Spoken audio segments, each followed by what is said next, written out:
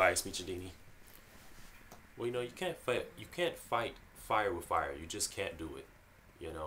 This system that we live in, this country was built basically by them.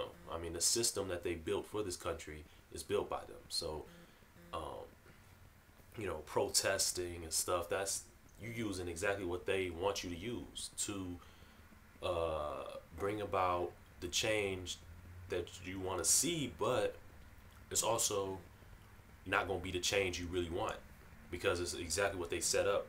So you cannot get the change you truly want to see in the world. So you can't use exactly what they want you to use. You know what I'm saying? That's like America going to war with some country, and the country's telling us, well, you gotta obey these guidelines here, or you guys are just go to prison and jail and everything. And, you're not gonna respect it. It's supposed to be a war. We sick and tired of being sick and tired. It's time to. We're not gonna obey any guidelines. America, the United Nations, they don't obey any guidelines. They don't care.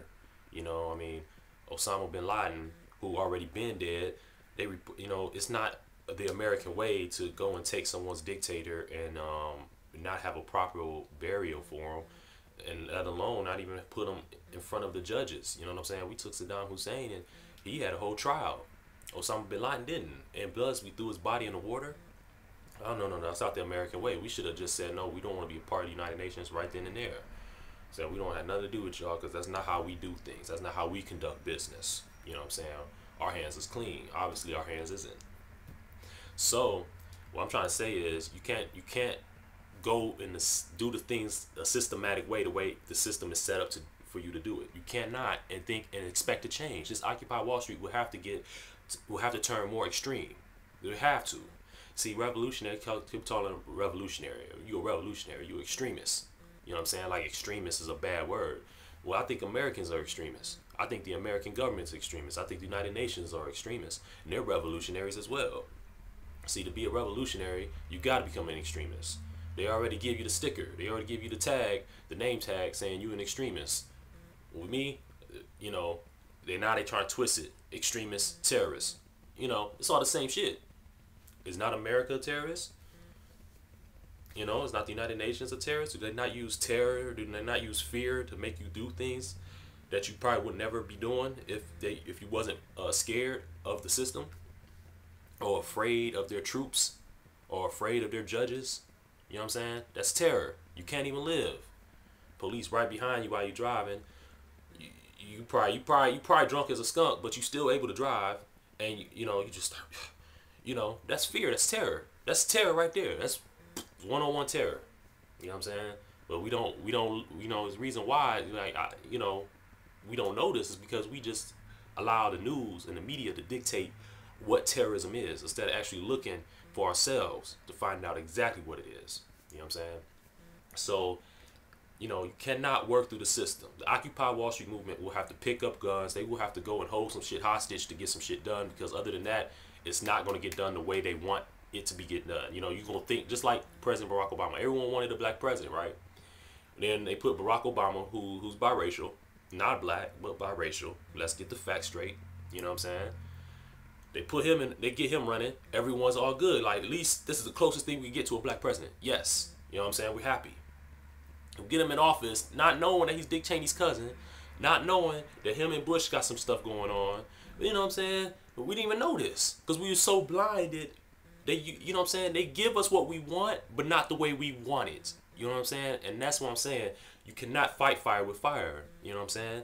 You can only fight, you can only fight fire with water and water with heat, because heat evaporates water. You know what I'm saying? And it's a lot of us, so that heat could be very strong. That water, whatever water they trying to sprinkle on us will evaporate before it even hits us. You know what I'm saying? Because we are their heat. You know what I'm saying? Their fire won't be able to do nothing if they ain't had the heat.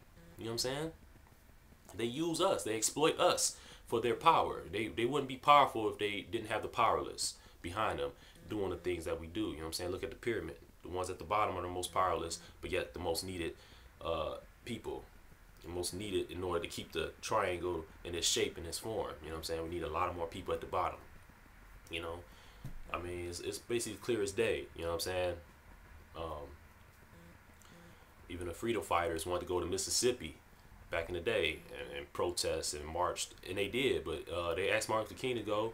He's like, no, no. And they start calling him the Lord because he thought he was too good.